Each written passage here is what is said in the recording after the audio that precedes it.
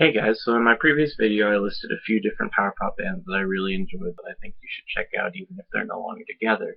When I mentioned them, the number one that I listed was a band called the JV Allstars.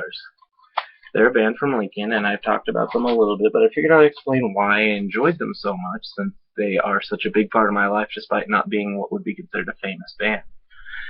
So the first time I saw them, my cousin introduced me to them actually by accident. He went to a show with me. He invited me to go with him, and the show was actually for a band that his friend was in. They were the opening band, and then some other friends from our school were in the closing act as well.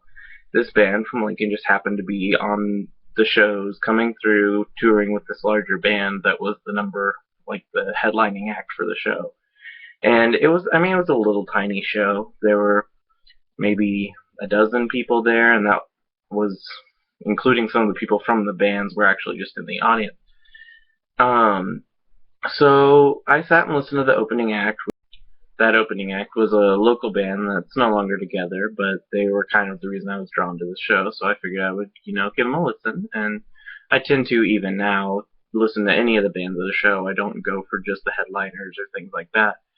The opening act was a good show. It was kind of short because they only had about 6 or 7 songs, followed up by this band, the JV Allstars. Well, when the members from the previous band came out, I was talking with my cousin and my cousin's friend, and this other band was just playing. At that point, I hadn't really developed much of a taste for music, and so I just kind of was chatting, not really paying too much attention, and then after a couple of songs, I kind of noticed that I really, really liked where the music was going.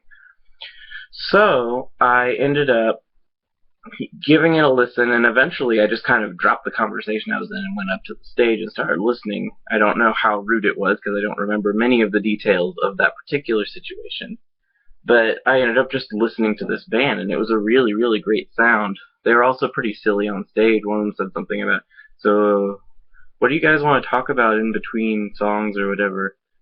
And then Mikey in the band said, well, I recently started a new Bomberman 64 game, and one of the other guys goes, no one cares about your Bomberman, Mikey.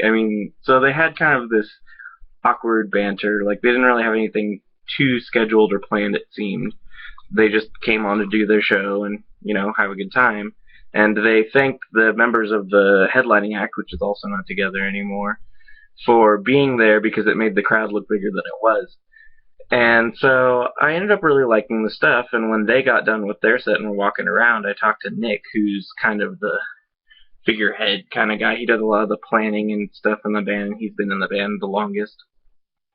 I talked to him, I was like, I really like the sound of your stuff. And so he handed me a little flyer that had information about the band, and I went and checked them out more, and I really ended up enjoying their stuff enough that I ended up buying some of their CDs. Well, about a year and a half later, they did a show in another town nearby at an ice house that had been converted into a concert venue.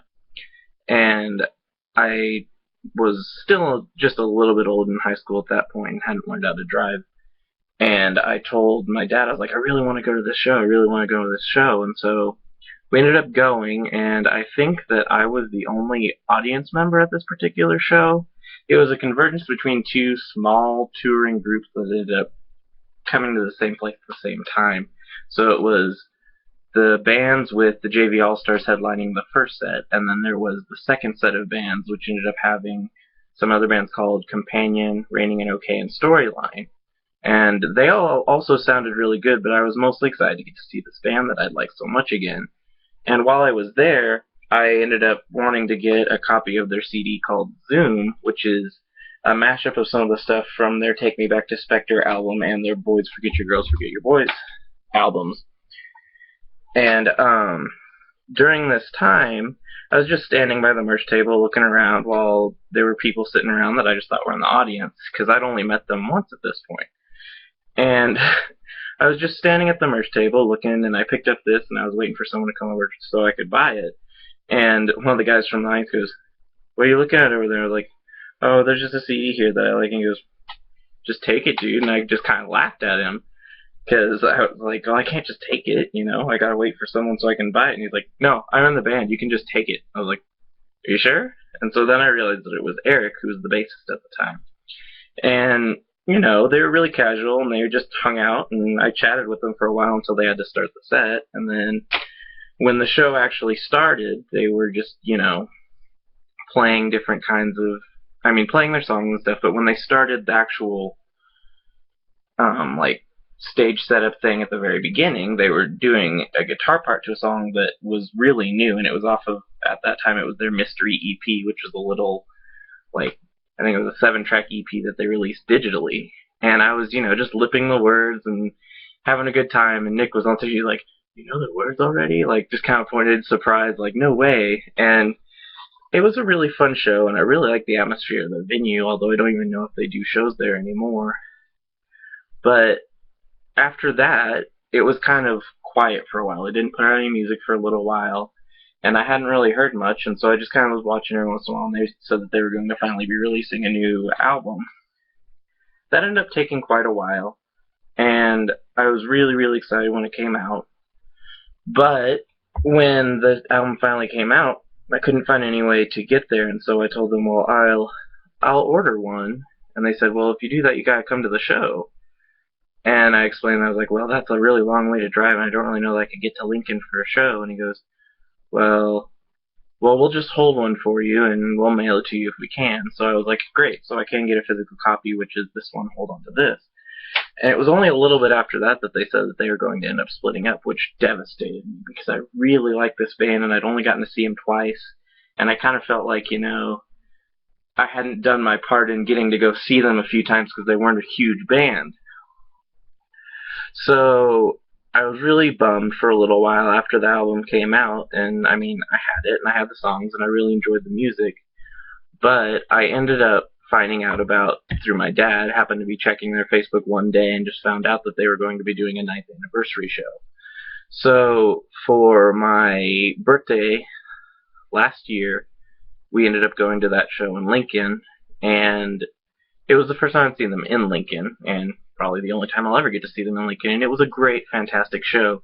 And you can really tell a difference between when you're at a local act's hometown and when you're outside of that place, because it was packed. I mean, it was wall to wall. There were people all over the place, and it was a fantastic set, and they performed all the stuff off of their first full-length album that was under the name JV Allstars, which is Girls Forget Your Boys, Forget Your Girls. And they did a few extra songs at the end, including one of my favorites, which is Death and Decay on Mikey's birthday, which isn't even on actually one of their common CDs. I believe it's actually on their vinyl, which I also own. And after the set, you know, I hung out with them for a while, and it was a really great time. And so I kind of had this little, like, disappointment coming down kind of situation after the show, because I knew that this was going to be, you know, the last time I would get to see them in concert, and probably the last music I'd ever hear from them. Well, at this show, they performed with a band called The Last Slice, which is a ska band from Oklahoma. And after this show, they ended up touring around the country, and when they were in Florida, someone stole The Last Slice's van, including all their equipment and everything. And so, to raise money, the JV All-Stars decided that what they will do is they did, I believe it was either GoFundMe or Indiegogo, I don't remember which one. They did a fundraiser to raise money to get them equipment back so they could get home and they could, you know, continue performing as a band, because that's devastating for a tiny band to lose everything you have. So I put in some money to it, and part of the thing was that they said they would do more music, and I was hoping they would raise more, but, you know, they ended up getting to do where they're now going to do a 6-track EP, which really makes me excited. It hasn't come out yet. I have heard a couple of the demos, and I'm really excited for how it sounds, and I can't wait for more. I really appreciate that they were dedicated to other bands enough to come back together and technically even spend some money in the studio to raise money for this other band so that this band could get back home. They're all really fantastic people, and Nick, who actually also works at a restaurant there, I got to stop at the restaurant when I was there, which is another kind of exciting thing. Nick has worked as a teacher for, I think it's low-income kids in music education, and he's helped work with a lot of different kids, and you can really tell that he cares. I mean, he's a really awesome guy. And, I mean, getting to talk to each and every one of them, they all are sincere, friendly people, and I really was disappointed that they didn't become huge, because seeing this sincerity and this passion that they had, they really were the kind of people who deserved the fame, even if they didn't end up getting it. And so, until the day I die, they'll probably be one of the biggest marks in my life as far as musical influence, because they kind of were the band that drew me into power pop in the first place. And again, it's one of the things I thank my cousin for introducing me kind of by accident, because it really has meant a lot to me. And getting to see kind of the second half of the life of this band from start to finish, while I am disappointed that there's no more music, at some point you have to settle down, raise kids, things like that. And so you can't be a touring band that goes to these shows where they spend all this money and 4 people show up. So I'm kind of in this hopeful state where now that I have these platforms, I can raise awareness of these different bands, raising awareness of these bands even if they don't have new music coming out. If I can get just a few people to buy their songs on iTunes, or I can get a few people to listen to them and go to their Facebook page and be like, I really like what you do. I'm sorry you're not together anymore, but what you did was awesome, and I wish I heard about you sooner. Or, anything where I can give smaller bands that chance that they didn't necessarily get, and at least some sort of sincere respect from people who might not have heard them while they were touring. I feel like it's one of those things that I would feel happy knowing that I had given this new form of respect to bands even after the time where they're still producing music. And so I figured I would just kind of give a little bit of a talk of exactly why this band influenced me so much, and that 1, it's their sound, 2, it's their passion, 3, it's their kindness and their real sincerity to their fans. On at least a couple of songs I can think of off the top of my head, they specifically think or mention, sleeping at a friend's house on the tour because they didn't have enough money for a hotel, and so they ended up spending the night on their friend's kitchen floor. Or, there's one where they say something about blacked out on the carpet and putting the photos up on Facebook and stuff like that. Just hanging out and living this different life that you don't really hear about from famous bands, where, famous bands live in the posh hotels and tour and do things like that. You don't get the kind of experience of struggling to get from place to place, and are we even going to have enough gas to get to California kind of situation. And so it really showed this whole experience that I hadn't really known about, and it's really influenced the way that I look at music. I'm much more interested in going to concerts, and I'm much more interested in buying things at the concerts as opposed to, going to a CD store or buying things online. I typically buy things online as a last resort because, iTunes, you don't get a very large percentage of the sales, and I really want to actually help these bands because I didn't realize just how complicated and how frustrating and exhausting it can be to be in a small band where you might have all the talent and all the qualities that you need, and just you didn't get the luck to see the producer who would have made you famous that one night.